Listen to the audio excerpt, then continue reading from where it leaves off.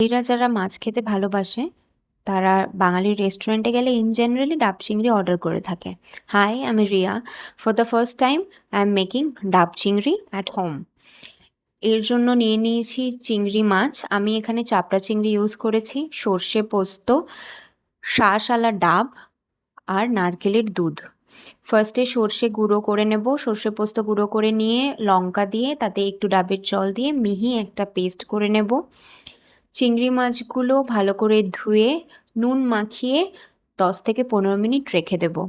ডাবের থেকে শাঁস বের করে, শাঁসটা মিহি পেস্ট নয়, একটু দানা দানা থাকবে সেইভাবে একটা পেস্ট তৈরি করব।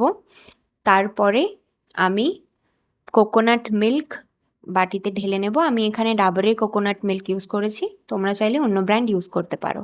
চিংড়িগুলো সর্ষের তেলে ভালো করে ভেজে সেই তেলেই রসুন আর সর্ষে পোস্তর যে পেস্টটা আছে সেটা ঢেলে দেব।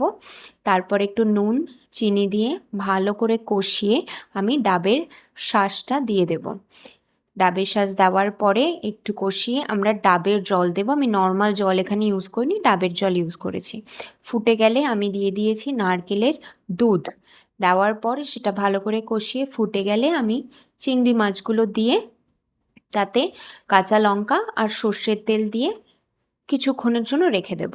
কেটে রাখা ডাবগুলো নিয়ে আমি চিংড়ি মাছ আর সেই সর্ষে পোস্তর যে গ্রেভিটা সেটা দিয়ে তার ওপরে একটু মালাই পেস্টটা দিয়ে আমি আটা দিয়ে মুখটা ঢেকে দিয়েছি।